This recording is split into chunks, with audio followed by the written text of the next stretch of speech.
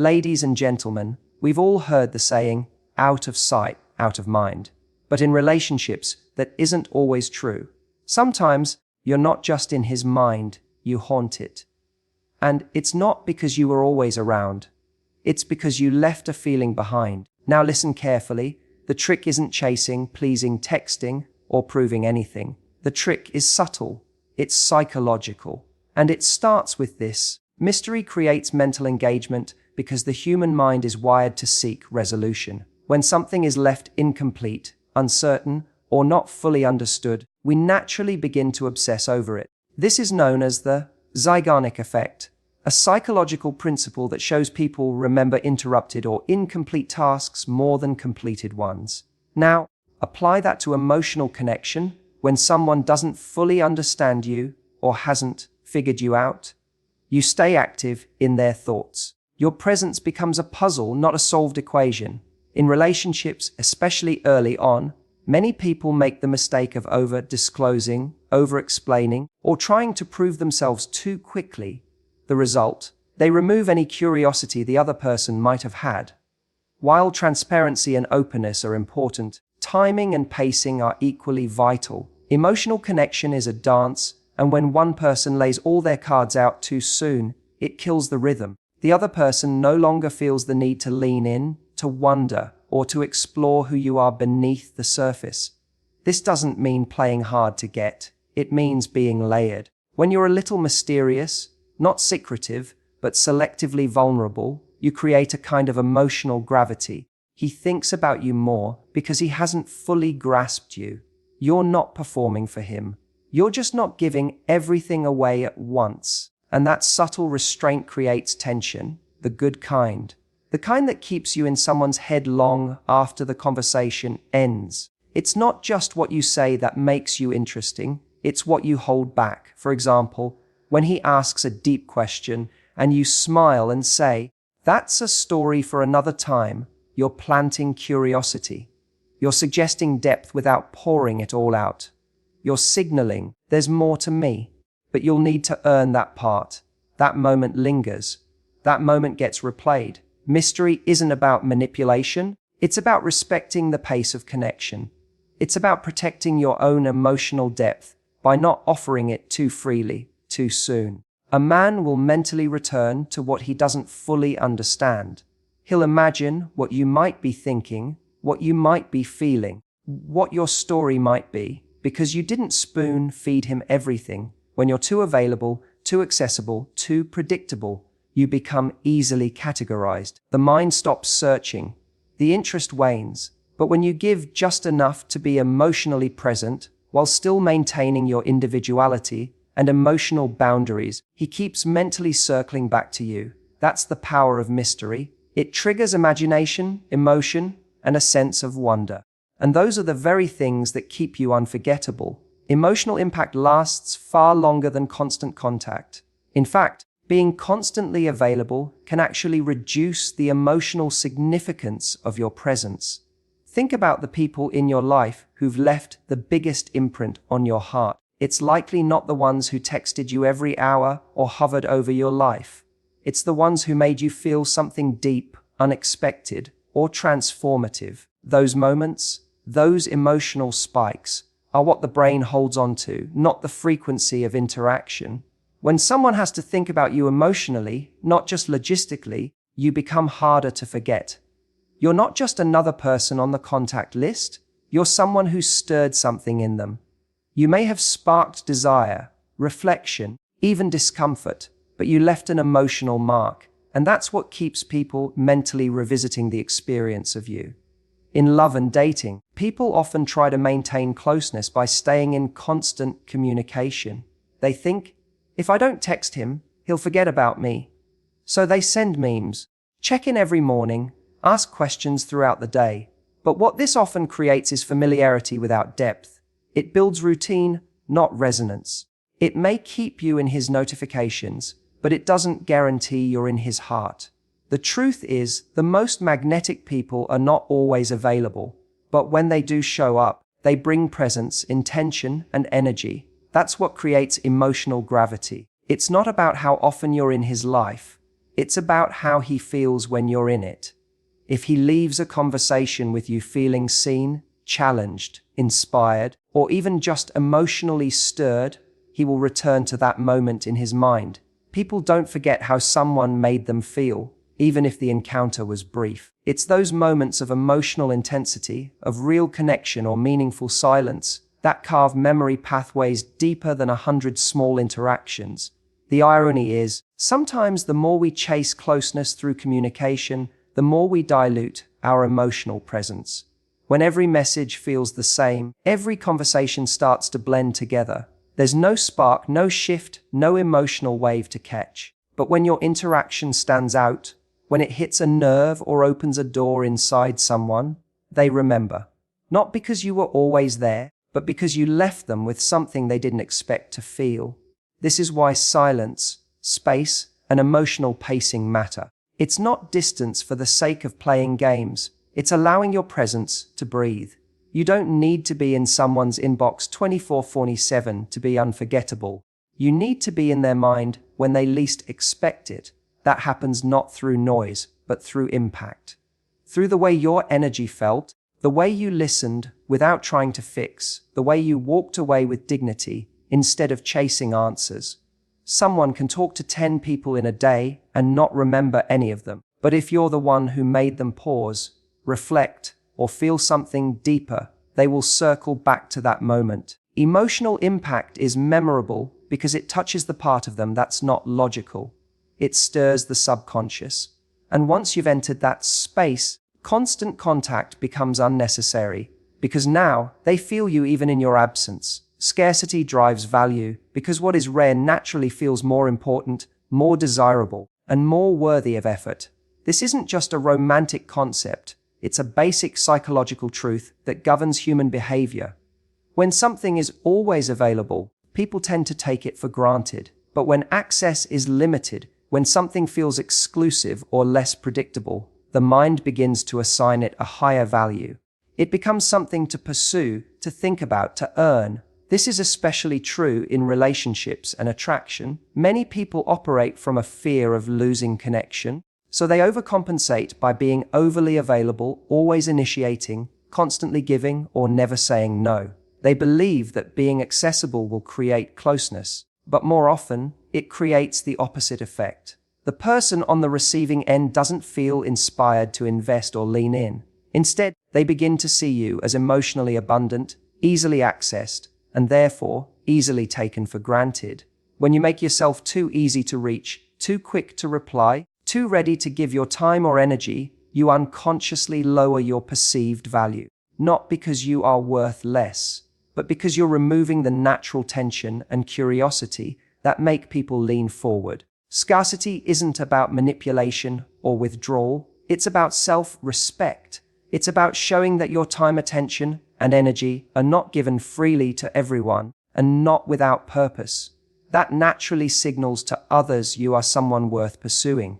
People place more value on what they have to earn. If someone knows they can reach you anytime, with any kind of energy, and you'll still respond with warmth, care, or effort, they don't have to show up at their best. But if they sense that access to you requires consistency, respect, and alignment, they rise to meet that standard. They become intentional. They know they can't treat you carelessly and still expect your presence. That scarcity, rooted in self-worth, is what elevates your value in their eyes. Scarcity also activates emotional engagement. When someone doesn't know when they'll hear from you next, or how deeply you'll respond, it forces them to pay more attention when they do have your time. They listen more carefully, they consider their words, and they start thinking about how to hold your interest.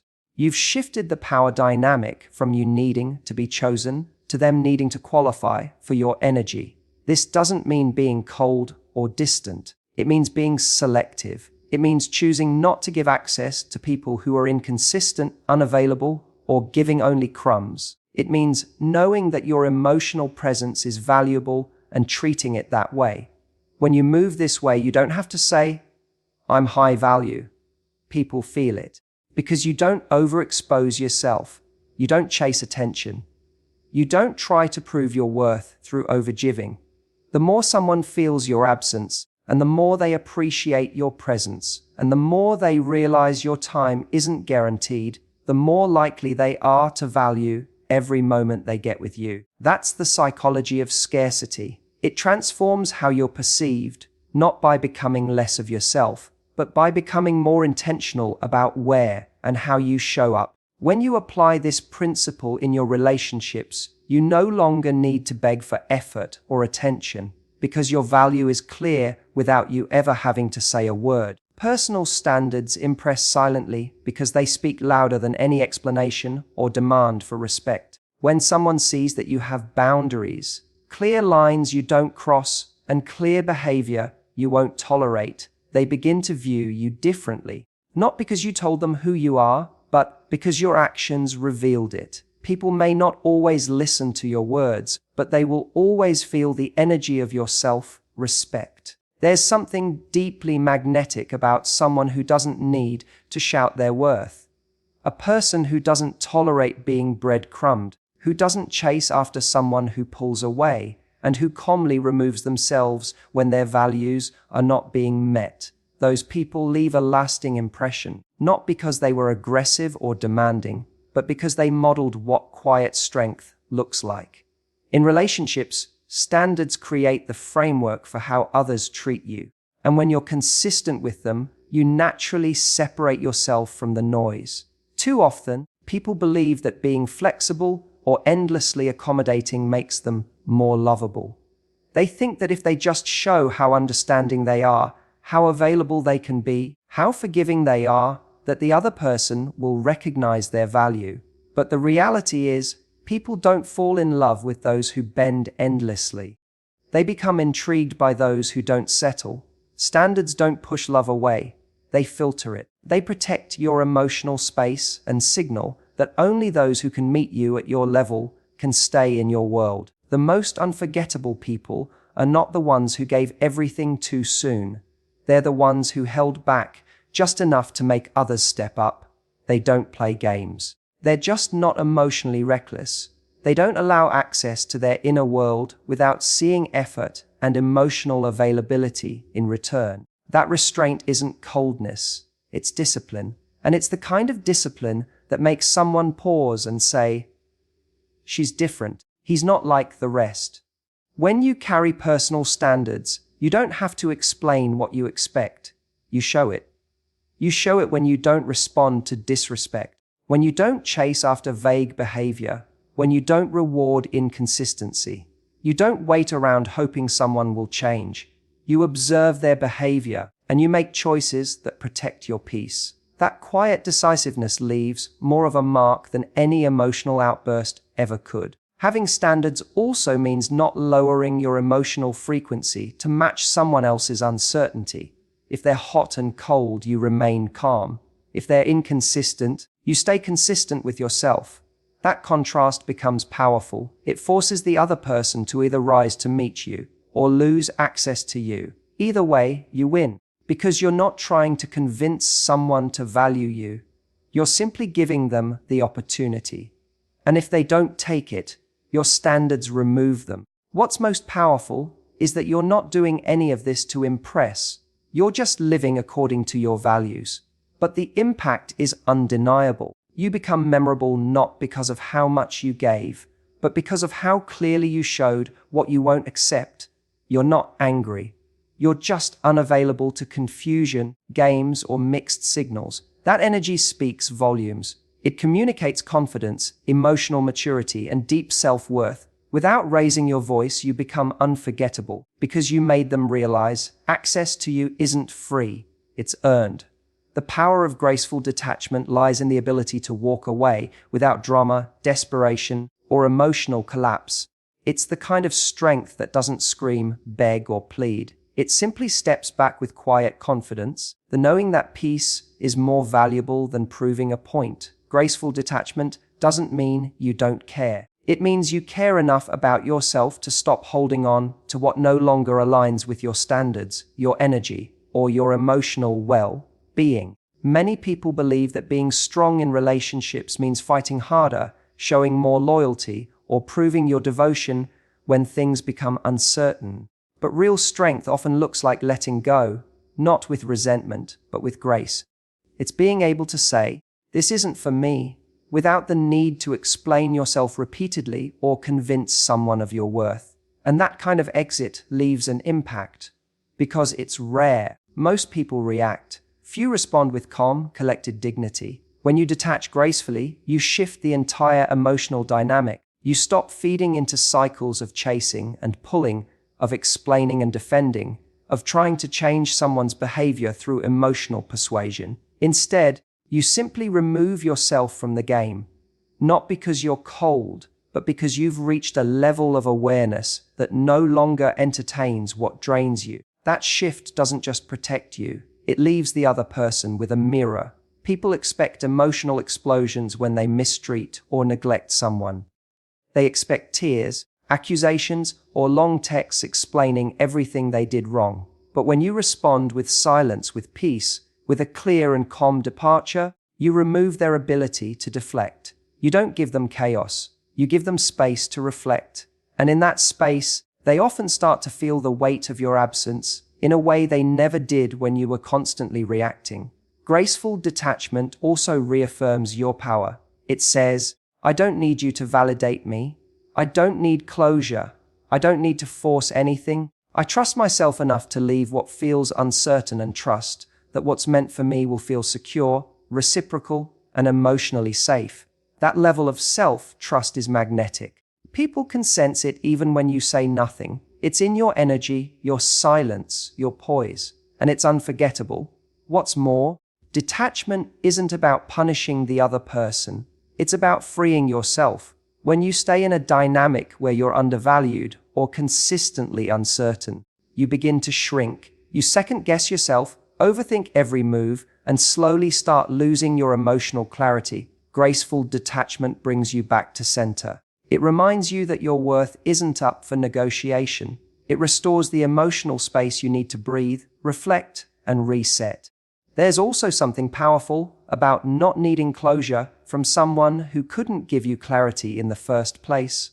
Graceful detachment says, "I won't keep reopening a door that leads to confusion."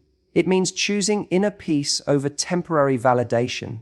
And when you detach from someone with dignity, you become the one they remember, not because you begged to stay, but because you had the strength to leave with your self-respect intact. The person who walks away calmly often has the last word, without saying a single thing. Their silence becomes louder than any argument. Their absence becomes more meaningful than their presence ever was. That's the power of graceful detachment. It doesn't just free you, it leaves a mark. Not a scar, but a space that reminds them you were there, you mattered, and you left when it was no longer right, not in anger, but in love with yourself. Triggering reflection, not reaction, is one of the most powerful emotional tools you can carry in a relationship. When someone hurts, confuses, or disappoints you, the instinct is often to respond immediately, with frustration, explanation, or confrontation. You want them to understand your perspective, see what they've done wrong, and fix it. But what actually leaves a deeper impact isn't an emotional reaction. It's your absence, your silence, your restraint. Not because you're suppressing your truth, but because you're allowing them the space to face it on their own. When you react emotionally, especially in the heat of the moment, it gives the other person something to push back against. They might get defensive, distracted by your tone, or even use your reaction as a way to shift blame. But when you don't react, when you step back instead of stepping in, it creates a different energy. It gives them nothing to argue with and everything to think about. Suddenly, it's not about how you made them feel, it's about how they made you feel. And that shift is everything. People don't often reflect when someone is shouting or explaining, but they reflect deeply when the energy changes without warning, when you go quiet, when you stop showing up the same way, when you simply stop trying to prove your place in their life. That non-reaction becomes a mirror. It says, "I see what you're doing. I'm just no longer available for it." And that is far more powerful than words. You see, your silence becomes a question in their mind. Did I go too far? Did I lose her? Is she done? Why isn't she reacting like before? That quiet creates space for them to sit with the discomfort of their own actions, without the distraction of your emotional labor. It removes their ability to blame or deflect and instead forces them to ask themselves, what just shifted? And most importantly, why? This is not about emotional games or withholding. It's about emotional maturity. You're not punishing them with silence. You're choosing not to give more energy to something that's clearly out of alignment. That choice sends a message. You value your peace more than you value being understood by someone who doesn't care to listen. That alone creates a powerful pause in the relationship dynamic. The truth is, people remember the person who made them reflect. The one who didn't explode, but instead simply faded. The one who stopped fighting and started choosing themselves. That absence doesn't just go unnoticed, it echoes. It gives the other person a chance to feel the weight of their own choices. And sometimes, that reflection leads them to growth. Sometimes, it leads them to regret. But either way, it comes from your decision to step back, not your effort to argue. When you stop reacting, you create a boundary that says, I'm not here to fix what you won't take responsibility for. And that boundary is often what someone remembers most. Because while reactions fade, the feeling of someone detaching while still carrying love and grace stays with you. It lingers in a different way. It makes them realize they weren't just dealing with someone who needed them. They were dealing with someone who chose them and can also choose to walk away. That's the emotional impact of reflection. It forces someone to look inward instead of blaming outward. And when you can master that, when you learn to trigger thought instead of trying to control the outcome, you become someone unforgettable. Not because of what you said, but because of what you made them feel when you said nothing at all. Thank you.